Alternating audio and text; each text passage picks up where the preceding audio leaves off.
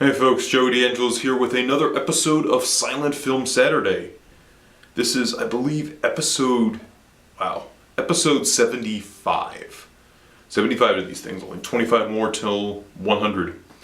And to kick it off, I'm going to review a movie featuring Lon Chaney Sr., The False Faces, which is included in this bargain bin edition. This DVD called The Actors Rare Films of Lon Chaney Sr. There's a couple of these for a few other famous silent actors, and I picked it for Lon Chaney because I'd never seen The False Faces. So a little background on The False Faces: it's actually the second film to feature the Lone Wolf character, according to my sources. The Lone Wolf was a character written in serialized bits in the early mid-teens, and eventually got his own I think he got a TV show in the 50s. He might have. I'm not 100% certain. He might have had a TV show or some sort of serialized form in the 50s. And this was produced by Thomas Ince, and stars Henry Withall as the character of the Lone Wolf, who goes on under several aliases, and it's about espionage and thievery. And Withall was actually in Birth of a Nation, and of course you do have Lon Chaney Sr. in this film. Does it mean it's any good? Well, it's hard.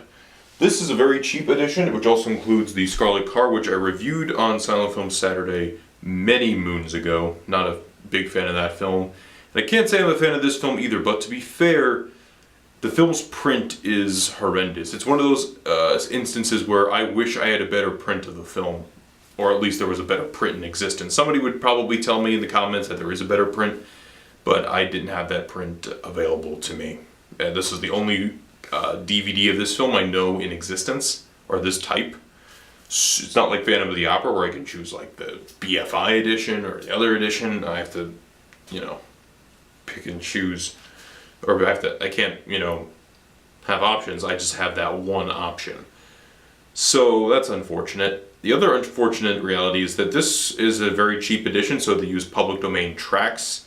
It's not a custom score, and the score is, it's just a bunch of music. You have In the Hall of the Mountain King and all this other, classical music, and I just didn't particularly enjoy that. And as for the print is, like I said, it's horrible. Sometimes you can't even read the title card. Some moments it's just pure white. Like if I just shot at this background right here and decided to talk over it as a Silent Film Saturday review, that's what it was like. It's like there's things going on, but it's just all white, or mostly white, and you can barely see the actors' expressions because of how poor the print is.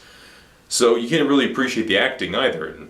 And from what I've seen, I would like to have seen more of Chaney's facial expressions, because it seems like he did an okay job of the film. It's just I can barely see it, and that's really unfortunate. So it's very hard to talk about this movie, and I just didn't care for it. I mean, it was kind of interesting that he wanted revenge against the Chaney character. Like, the Lone Wolf wanted revenge against the Chaney character for his sister. Chaney's character in the film is called Ekstrom. Ekstrom, I believe. He's there's a Russian, is a German, Prussian type of character. Very much World War I type of stuff. So I'm saddened to say that I can't. It's not one of those films where I love or hate it. It's just one of those unfortunate circumstances where, it's just a bad print that I have here. And if somebody can get me access to a better print, please let me know, and I'll do another video about this movie. I'm willing to do that. It's just, this print is just, God. It's awful, and I just can't really see everything. But from what I did see, it wasn't amazing, but it really is just one of those, this is moments where you kind of are saddened to be into silent films, because you're like, oh man, yeah, yep, a lot of the movies are just like this, where it's, you can barely tell what's going on, and pieces and bits are missing. And what doesn't help is that the movie isn't short either. It's an hour and a half long, so compared to other movies I reviewed, it's rather lengthy. So it's a bit unbearable in that sense. If I had a better print, I'd be able to talk about it better than I am now. So I apologize for this. I don't have a good print of it. I don't know if there is a good print of it, and if you know a good print, please message me through one of my social media